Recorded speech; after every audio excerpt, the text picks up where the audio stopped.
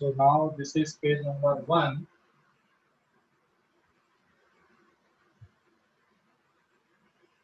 ठीक है, first question बताओ क्या था बेटा। First question T square minus 3t plus 5 upper limit 2 थी और लोअर लिमिट 0 थी। एक ही बच्चा बोलना, कोई भी एक ही बच्चा बोलो। कोई हेलो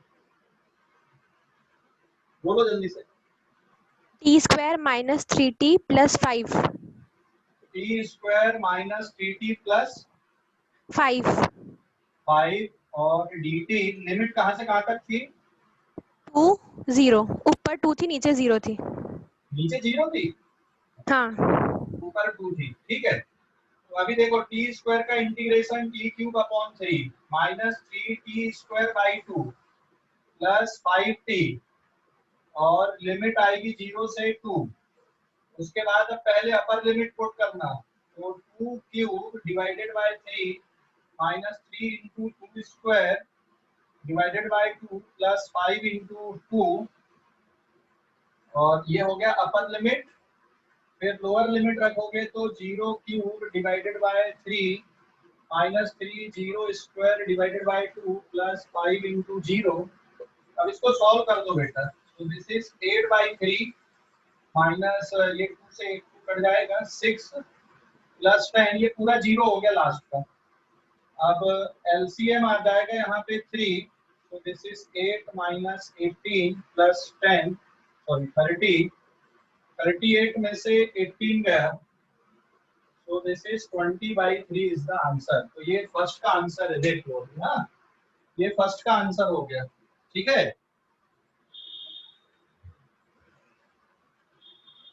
फर्स्ट का आंसर है बेटा, ये फर्स्ट का आंसर है, देख लो।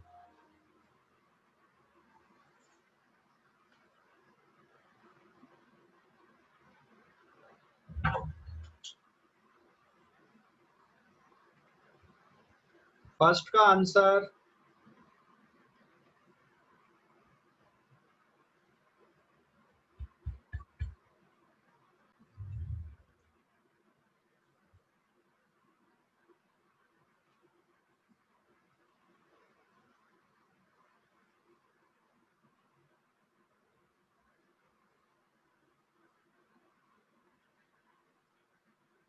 पेज नंबर 2 क्वेश्चन बोलना। Page number question number 2 integration T square plus 2t plus 4 T square plus 2t plus 4 limit बोलना बेटा। ऊपर 2 नीचे -1 लोअर लिमिट -1 और अपर लिमिट +2। तो ये होगा T cube upon 3 plus 2t square by 2 plus 4t और लिमिट -1 से लेकर 2 तक। ठीक है, लिमिट -1 से लेकर 2 तक। फिर आगे सॉल्व करोगे, ये कितना आएगा सॉल्व करने पे? अपर लिमिट इज 2, मतलब 2 cube upon 3 plus 2 square by 2 plus 4 into 2। तो ये आ गया आपका अपर लिमिट। फिर लोअर लिमिट पुट करना, तो लोअर लिमिट है -1 का क्यूब अपॉन 3 प्लस 2 -1 का स्क्वायर बाई 2 प्लस 4 इंटू -1।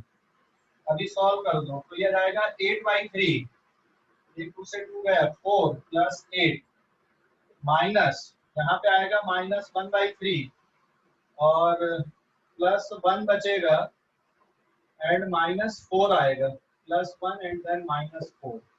अब मैं यहाँ पे सॉल्व कर दे रहा हूँ आगे का। 8 4 12, 8/3 प्लस 12 माइनस यहाँ पे कितना बचेगा, 4 में से बन गया -3, तो -1/3 एंड -3। तो सबको एक साथ लिख दो, 8/3 plus 12 plus 1/3 and then +3। LCM आ जाएगा 3, 8 प्लस 36 प्लस 1 प्लस 9। तो फाइनल आंसर हो गया इसका 9 1 10 46 और 8 54। 54/3 आंसर आएगा इसका, देख लो। हाँ 54/3 सर 8 और सिंपलीफाई आंसर क्या 89 आंसर। हाँ 89। इसको और सिंप्लीफाई कर लो ना आप, 80 में जाएगा, और सिंप्लीफाई कर लो तो 80 में जाएगा आंसर, ठीक है, और सिंप्लीफाई कर लो 80 में जाएगा, ठीक है ना, समझ गए? Yes sir. Yes sir. Okay, yes इस सर। पेज का भी स्क्रीनशॉट ले लो आप लोग।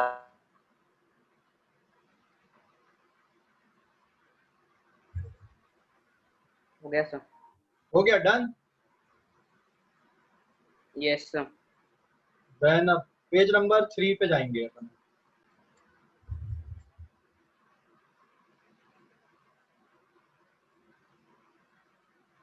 अगला क्वेश्चन पेज नंबर 3 है।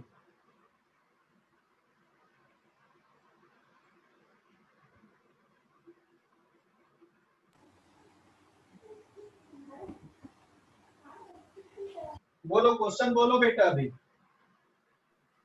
G m1 m2 upon r integration g m1 m2 divided by r, limit capital R से infinity r और dr है ना, बराबर है। तो इसमें g m1 m2 को बाहर निकालना, इंटीग्रेशन r से लेकर इंफिनिटी, ये r स्क्वायर था, तो r की पावर -2 dr लिखोगे, ये स्टेप देख लो। इसके बाद में g m1 m2 और यहाँ पे आएगा r की power -2 + 1 upon -2 + 1, limit capital R से इंफिनिटी, और फिर आ जाएगा ये g m1 m2 r की पावर -1 अपॉन -1 r से लेकर इंफिनिटी, ठीक है। अब लिमिट पुट करना है, तो g m1 m2 पहले अपर लिमिट पुट करोगे, पहले और सॉल्व कर दे रहे हैं अपन इसको, तो 1 अपॉन -1 r की पावर +1 लिख सकते हो क्या?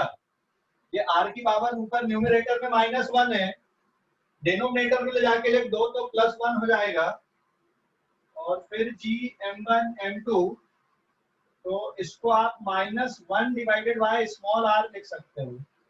अब लिमिट पुट करना, तो g m1 m2 पहले -1 अपॉन इंफिनिटी, फिर -1 डिवाइडेड बाय कैपिटल R, देख लो अभी, और 1 अपॉन इंफिनिटी 0 होता है, g m1 m2 ये हो जाएगा 0, minus minus plus 1 by r, तो the answer is g m1 m2 divided by r, ठीक है, देख लो,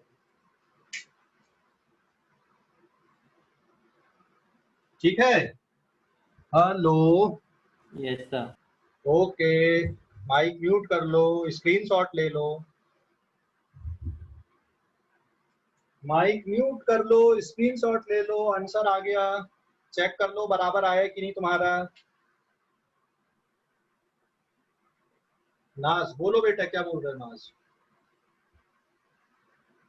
हेलो नाज, आवाज नहीं आ रही तुम्हारी, ठीक है, जाने दो। कोई डाउट है तो हैंड रेज कर देना, कोई डाउट है तो हैंड रेज करना।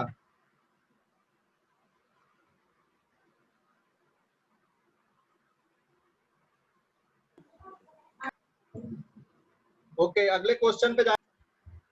क्या था? cos थीटा d थीटा और पावर्स थी पाई और 0। cos theta d theta, power नहीं बोलो, लोअर लिमिट बोलो, कितना था लोअर लिमिट? 0 अपर लिमिट पाई। पाई। हेलो, इतना ही था क्या? हाँ सर, मतलब थीटा, सॉरी थीटा, 0 से पाई ना, upper limit theta. Upper limit theta नहीं, पाई रही होगी, देखो अच्छे से क्या थी अपर लिमिट, देखो। हाँ हाँ सर, पाई थी। ओके, तो cos का इंटीग्रेशन होता है sin थीटा, लिमिट 0 से पाई, तो अभी जहां पे थीटा वहां पे पाई रखोगे, sin पाई माइनस sin 0, ये अपर लिमिट और ये लोअर लिमिट, तो sin पाई होता है 0 और sin 0 0, द आंसर इज 0, ठीक है। क्वेश्चन नंबर 5, अब बताओ आगे क्या था? सर इंटीग्रेशन, सेम है, बस साइन था। यहाँ पे sin theta d theta, limit 0 से पाई, साइन का इंटीग्रेशन आएगा minus cos theta, and limit 0 से पाई, So minus cos phi is upper limit minus of minus cos 0. तो cos phi की वैल्यू -1 होती है, -1 अपॉन, और cos 0 की वैल्यू +1 होती है। तो दिस इज 1 और यहाँ पे +1, तो आंसर कितना आ गया? 2 आ गया। ठीक है, इसका आंसर 2। अगला क्वेश्चन बताओ, और क्या था फिर? और था क्या? सर हो गया। बस इतने ही थे, 5 क्वेश्चन तो। ठीक है, अभी इनका स्क्रीनशॉट ले लो आप लोग। अब इनका भी स्क्रीनशॉट ले लो बेटा। हाँ,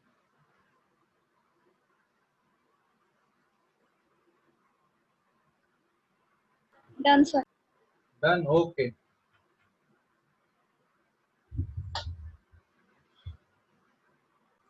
geometrical application.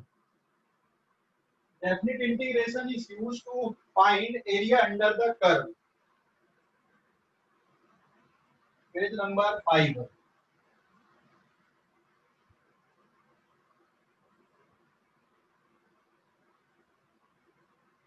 Page number 5. Application of definite integration. Application of definite integration. देखो, हाँ, एप्लीकेशन ऑफ डेफिनिट इंटीग्रेशन ये है कि मान लो यहाँ पर ये x एक्सिस है, ये y एक्सिस है, और ये कोई कर्व यहाँ पे बनी है। This is any curve. अगर बेटा आपको ये x1 से लेकर ये x2 तक आपको इतना एरिया निकालना है कि भाई इतना एरिया इतना है, तो आप ग्राफ पेपर में ही निकाल पाओगे। बॉक्स काउंट करोगे, फिर कुछ आधे बॉक्स आएंगे, फिर कुछ पूरे बॉक्स रहेंगे।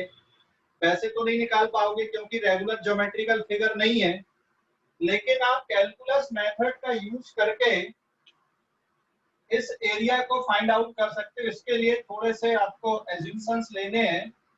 यहाँ पे एक छोटी सी स्ट्रिप मान लो, रेक्टेंगुलर स्ट्रिप। तो ये एरिया ऐसी बहुत सारी स्ट्रिप से मिलकर बनी हुई है और इतना वाई है। तो ये रेक्टेंगुलर स्ट्रिप का एरिया कितना आएगा? DA।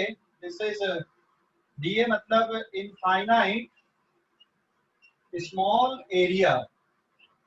Infinite small area DA rectangle जैसा दिख रहा है आपको, तो ये किसके इक्वल है? बाई DX के इक्वल है। और अब अगर आपको पूरा एरिया निकालना है यहाँ पर, so therefore total area A integration DA integration by DX कर दो, दोनों तरफ इंटीग्रेशन ले लो। लिमिट x1 से x2 तक आ जाएगी इसकी। तो जो लोअर लिमिट है वो x1 रहेगी और अपर लिमिट क्या आएगी? x2। तो ये किसके इक्वल हो गया? This is equals to area of AB x2 x1। मतलब इतना जो पोर्शन मैंने शेडेड पोर्शन बनाया है, इसका एरिया बन जाएगा। मतलब ये जो डेफिनिट इंटीग्रेशन है, ये area under x axis of the curve के लिए हम कैलकुलेशन कर सकते हैं। ये मेथड हो गई है। मैं एक क्वेश्चन बता रहा हूँ, उसमें और जल्दी समझ में आएगा। तो ये मेथड होती है, इससे क्या निकाल सकते हो आप? Area under any axis, x axis या y axis of curve. Curve का एरिया आप निकाल सकते हो x एक्सिस या y एक्सिस के लिए। अगर मान लो आपको y एक्सिस में निकालना होता, तो यहाँ पे बाई DX की जगह पे क्या लिखते हैं आप? x dy लिखते हैं। बस इतना फर्क है। ठीक है, समझ गए या नहीं? अभी क्वेश्चन बता रहा हूं तो और क्लियरिटी आएगी क्वेश्चन से। Question solve.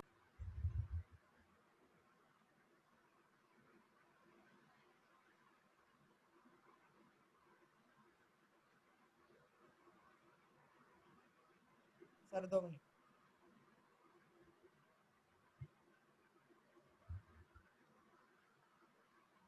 Done sir. Page number 6। अभी क्वेश्चन सॉल्व करते हैं।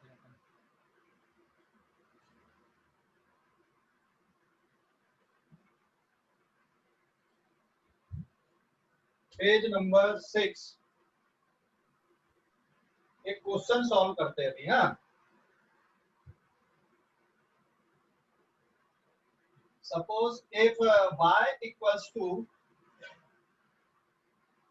2x प्लस 3 हमने लिया यहाँ पे 2x प्लस, ठीक है 3 लिए, एक इक्वेशन है। देन और इस इक्वेशन का ग्राफ कैसे बनेगा? Then find area of curve under x axis, area of curve under x axis from x equals to 1 to x equals to 4, x equals to 1 से x इक्वल्स टू 4 तक का area आपको निकालना है। तो पहले आप इसका ग्राफ प्लॉट कर लें। ये स्ट्रेट लाइन बन रहा है, देखो आप, है ना, स्ट्रेट लाइन बन रहा है ना, यहाँ पे 1 फिर 2 फिर 3 फिर 4 फिर 5, और जब x की वैल्यू 4 होगी तो ये 11 आ जाएगा, मतलब उतना बड़ा हम नहीं बना सकते, तो x प्लस 3 कर दे रहा हूँ सीधा सीधा, तो x की वैल्यू 4 पे ये 7 आएगा। तो 1 से लेकर सपोज हम 3 तक लेंगे, ये 1 फिर 2 फिर 3 फिर देन 4। अभी इसका ग्राफ आप प्लॉट करो, तो इसका ग्राफ आएगा x की वैल्यू 0 पे प्लस 3 आएगा, x प्लस 2 कर देगा तो और सही ग्राफ दिखेगा, मतलब कितने में हमारा काम हो जाएगा। x की वैल्यू 0 पे, y की वैल्यू 2 आएगी, मतलब एक पॉइंट यहाँ पे आएगा, फिर x की वैल्यू 1 पुट करोगे तो 3 आएगा, फिर x की वैल्यू 2 पुट करोगे तो 4 हो जाएगा,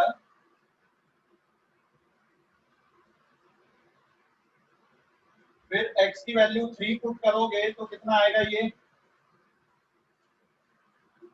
5, और फिर यहाँ पे इन पॉइंट्स को आप ज्वाइन कर दो तो ये स्ट्रेट लाइन जैसा दिख रहा है। आपको एरिया कहां से कहां तक का निकालना है?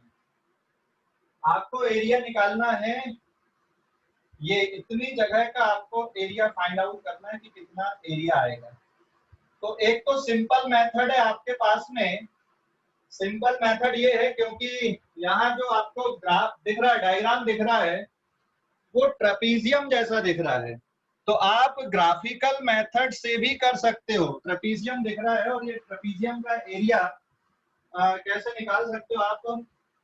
तो एक मेथड हम इंटीग्रेशन से करते हैं। नाउ यूजिंग कैलकुलस या यूजिंग इंटीग्रेशन, इंटीग्रेशन मेथड से आप एरिया निकालोगे। Area will be given by integration y dx, integration क्योंकि x एक्सिस पे लेना है, और कहां से कहां तक जाएगा, ये 1 से 3, और फिर y की वैल्यू पुट कर दो आप, this is x plus 2 dx, और इसको सॉल्व कर देना, तो ये x square by 2 plus 2x, और फिर लिमिट 1 से लेकर 3 आएगी।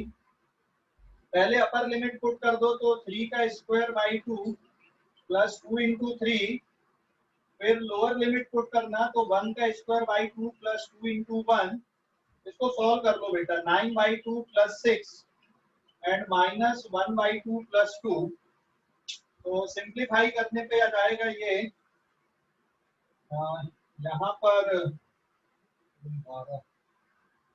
21 बाई 2 माइनस 5 बाई 2, तो ये कितना बचेगा यहाँ पे सॉल्व करने पे, 16 बाई 2 मतलब 8 स्क्वायर यूनिट, मतलब इसका जो एरिया आ रहा है वो 8 स्क्वायर यूनिट आ रहा है कैलकुलस मेथड से, इंटीग्रेशन मेथड से।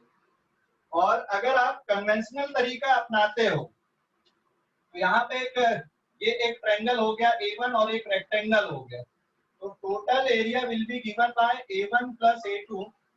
What is A1? A1 is triangle 1 by 2 base into height, तो बेटा बेस कितना बन रहा है यहाँ पर 2, और ये जो हाइट यहाँ पे दिख रही है आपको, दिस इज आल्सो 2, ठीक है। तो 1 by 2 base into height plus second वाला क्या है, रेक्टेंगल, रेक्टेंगल में लेंथ इंटू ब्रेथ, तो लेंथ हो गई 2 और ब्रेथ हो गई 3 यहाँ पे, तो ये 2 से 2 कैंसिल हो गया। यहाँ पर भी देखो 8 स्क्वायर यूनिट, तो आपका जो नॉर्मल तरीका उससे भी आ गया और कैलकुलस मेथड से भी आ गया, दोनों मेथड को चेक कर लो, देख लो अभी अच्छे, ठीक है। हेलो, हाँ बोलो, अब किसी को कोई डाउट है तो देखो अभी इस पे। हाँ एक और क्वेश्चन है, find area under x axis of curve y equals to x square from x equals to 1 to x equals to 3 तक। अब आप ये कर्व अगर ड्रॉ करोगे y equals to X square, तो ये कर्व कैसी मिलेगी आपको? This is x axis, this is y axis, ये 2, फिर ये 4, फिर ये 6, फिर ये 8, ये 1, फिर ये 2, फिर 3, फिर 4। तो ये जो कर्व है यहाँ पे कैसी बनेगी? x की वैल्यू 0 पे 0, फिर 1 पे 1 आएगा, फिर 2 पे कितना आएगा? ये 4, फिर 3 पे कितना होगा? ये 9, ये ऐसा कुछ। तो अगर आप इसका कर्व फ्री हैंड ड्रॉ करते हो तो ये कर्व आपको कुछ इस तरह से दिखेगी। समझ गए? तो अब ये एरिया आपको निकालना है, लेकिन यहाँ पे दिक्कत ये है कि ये रेगुलर ज्योमेट्रिकल फिगर नहीं है। आप ग्राफ पेपर का यूज करोगे, फिर उसमें स्क्वायर काउंट करोगे, लेकिन वो बहुत डिफिकल्ट टास्क है। वो तो सिंपल उसके लिए कर सकते हैं हम, लेकिन जहाँ पे इक्वेशंस बड़ी आएंगी या कर्व थोड़ी अलग टाइप की होंगी, तो हर जगह हम ग्राफ थोड़ी प्लॉट करते बैठेंगे। तो अब हमको ये वाले पोर्शन का एरिया निकालना, तो आप इसके लिए क्या करो?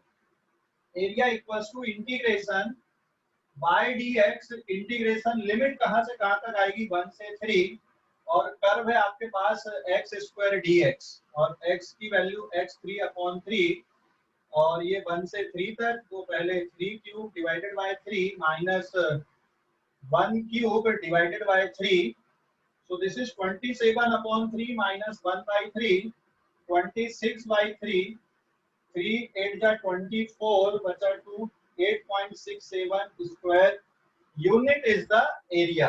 ये आ गया, सीधा सीधा निकाल दिया आपने। देख लो अभी अच्छे से, अब कोई डाउट हो तो पूछ लो, है ना? है क्या? No sir. ओके, तो ये इसकी एप्लीकेशन है डेफिनेट इंटीग्रेशन की, ठीक है? ये एप्लीकेशन है डेफिनेट इंटीग्रेशन की एप्लीकेशन।